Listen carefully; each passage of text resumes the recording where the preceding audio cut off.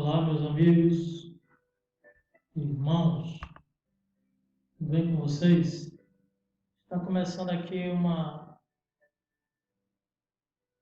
uma série de estudos bíblicos, né? A gente começou aqui com o Evangelho de João, na verdade já estamos no capítulo 2.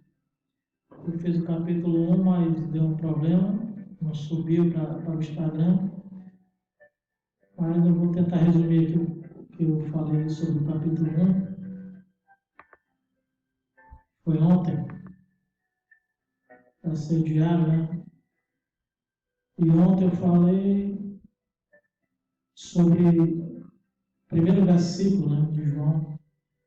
Ele diz: no princípio era o Verbo, e o Verbo estava com Deus, e o Verbo era Deus. Ele está falando, o apóstolo João está falando sobre Jesus, né?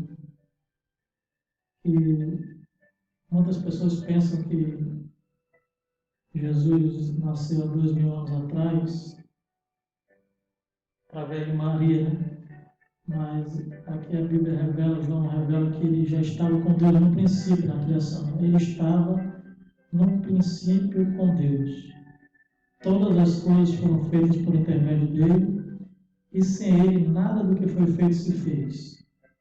Nele estava a vida, e a vida era a luz dos homens. Então nós vemos que ele estava no princípio, e Deus, antes de fazer o homem, ele já providenciou tudo. Quando ele fez o homem, já estava formado o céu, o firmamento, já tinha os animais, já tinha as árvores, os frutíferos, e já tinha também a nossa salvação providenciada por Deus. O sacrifício vivo, que é Jesus, o sacrifício perfeito. Então, nele estava a vida era a luz dos homens. E a luz resplandece nas trevas, e as trevas não prevaleceram contra ela. Né? E destaquei também sobre o chamado do discípulo, né? O testemunho que João deu, de que quando ele foi questionado pelos fariseus, né? Perguntando quem era ele, quem se dizia ele, se ele era o Cristo, por que ele estava batizando, se ele não era o Cristo, então, nem Elias, nem os profetas, né, como está aqui. E ele disse que batizava com água, mas ele começou a dar testemunho de Jesus, né? Então, nós observamos aqui que ele não ficou falando muito dele, ele falou, quando ele foi questionado, ele falou foi de Jesus. Então, o aprendizado que nós temos aqui, que nós devemos falar, quando for questionado, sobre o nosso mestre, né? Sobre Jesus. E depois do testemunho de João Batista, os próprios discípulos de João Batista começaram a seguir Jesus, né? Como diz aqui, a partir do versículo 35, quando João Batista diz: desde o Cordeiro de Deus, aqueles dois discípulos ouviram dizer isto e seguiram Jesus. E depois, esses mesmos discípulos convidaram outros, né? Felipe chamou Natanael, Jesus viu Natanael debaixo da água. E depois Natanael ficou admirado que Jesus já tinha visto ele debaixo da água quando Felipe estava chamando. E Jesus disse que questionou ele: por que te disse, te vi debaixo da figueira, crês? Coisas maiores do que esta verás. E acrescentou: em verdade vos digo que vereis o céu aberto e os anjos de Deus subindo e descendo sobre o Filho do Homem. E comentei que, assim como Natanael teve a oportunidade de ver os anjos do céu descendo e subindo e descendo, sobre o Filho do Homem, que é Jesus, para cumprir o seu propósito, os céus estão abertos. Para nós também, quando Jesus morreu, tudo foi consumado, o véu se rasgou. Nós temos os céus abertos para nos auxiliar para o propósito do reino de Deus. Se você anda no propósito de trabalhar para o reino de Deus, os céus estão abertos para você também, assim como foi para Jesus. Porque nós somos cordeiros de Cristo, né?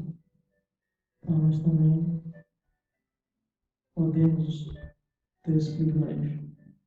Então, no capítulo 2, eu vou colocar aqui para a gente ouvir, tem esse recurso aqui, depois a gente comenta.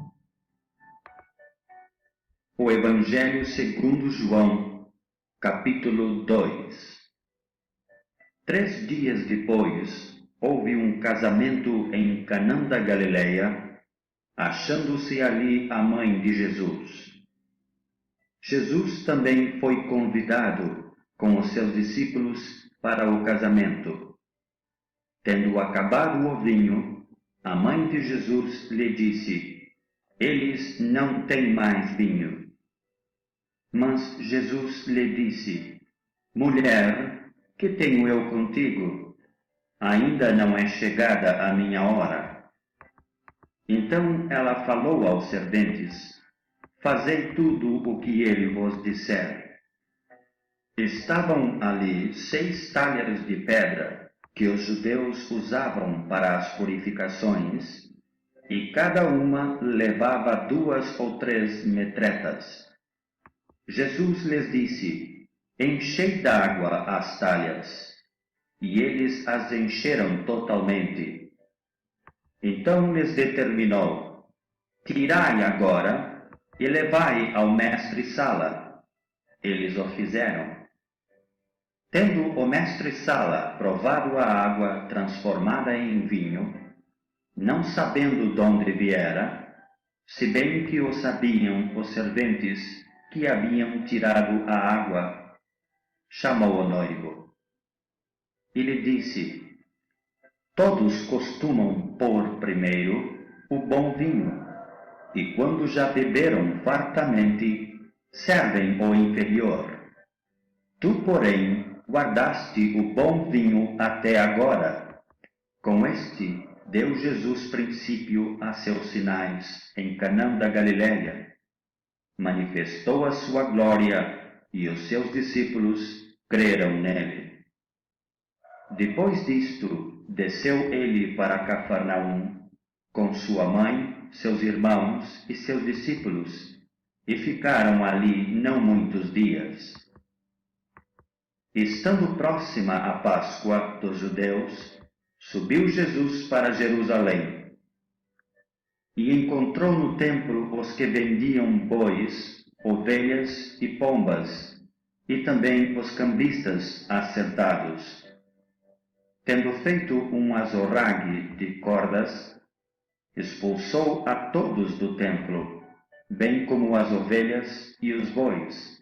Derramou pelo chão o dinheiro dos cambistas, virou as mesas e disse aos que vendiam as pombas: Tirai daqui estas coisas, não façais da casa de meu pai casa de negócio.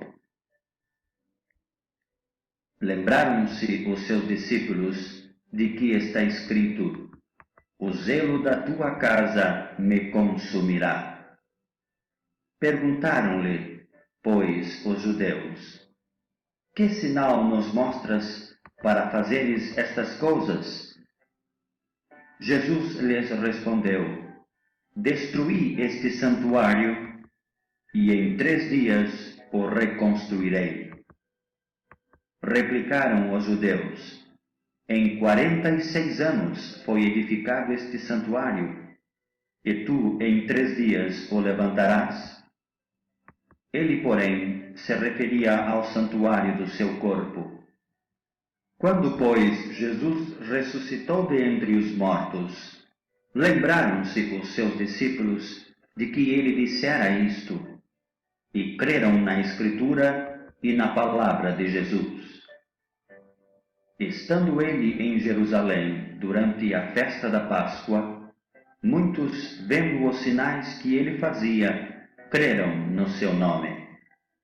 Mas o próprio Jesus não se confiava a eles, porque os conhecia a todos, e não precisava de que alguém lhe desse testemunho a respeito do homem, porque ele mesmo sabia o que era a natureza humana.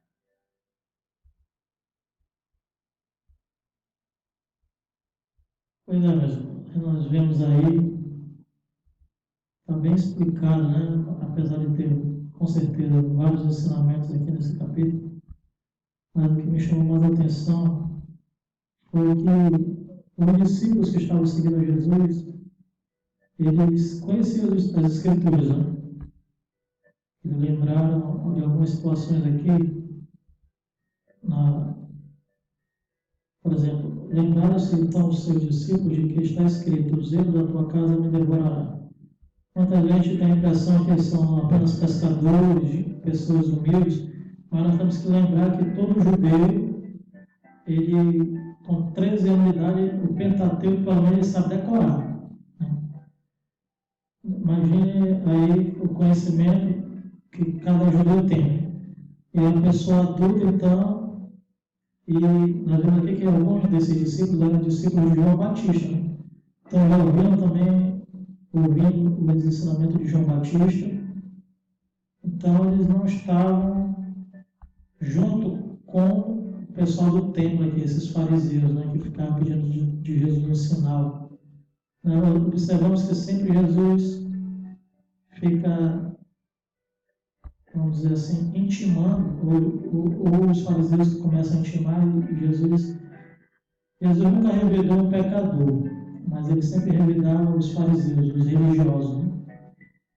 Então, quando perguntaram para Jesus por que ele estava fazendo aquilo, com que autoridade ele estava fazendo, mostra um sinal, né? Eles falavam: derruba esse santuário, que no versículo 19, e em 3 dias eu levantaria. Ele já estava dando testemunho dele mesmo. Né? Então, eles pensavam que era o templo, né? Mente de religiosos, eles pensam que é tudo templo, pensam que é tudo aqui na terra. Mas Jesus estava falando do seu próprio corpo, que ia ser morto e ressuscitar em 3 dias. Aqui no versículo 21, mas ele falava do seu santuário, do seu corpo. Né? Quando, porém, surgiu dentre os mortos, seus discípulos se lembraram de que dissera isto, e creram na Escritura e na palavra que Jesus havia dito. Então, muitas vezes, né, nem os discípulos, durante o ministério de Jesus, criam muitas coisas que ele falava. Com certeza, eles não creram nessa parte aqui. Né? Derruba esse templo aqui, que eu levanto em 3 dias. Talvez os discípulos ficaram com o mesmo pensamento dos judeus, dos fariseus, dos religiosos, só entenderam depois que Jesus ressuscitou. Aí depois que eles fizeram, que Jesus fez muitos milagres, aí creram no seu nome. Mas o próprio Jesus não confiava a eles porque os conhecia a todos. Então, Jesus não dá confiança para quem acredita nele só depois de ter feito muitos milagres. Como tem na Escritura, para aqueles que não viram, creram. Então, não necessitava de que alguém lhe desse testemunho do homem, pois bem sabia o que havia no homem. Então, Jesus sabe que nós humanos somos limitados, até para crer, para entender. Na verdade, até para crer mesmo, né? Porque Deus que nos dá a fé que nós temos. A Bíblia diz que até a fé que nós temos vem dele. Então, nós não podemos nos gloriar nem querer ser melhor do que ninguém. Porque até a fé que nós temos vem de Deus. Certo? E é isso. É isso que me chamou a atenção. Toda vez que você for questionado, fale do Mestre, como João Batista fez, do testemunho de Jesus. Amém? Não defenda a religião, não defenda você mesmo, defenda Jesus. Até a próxima.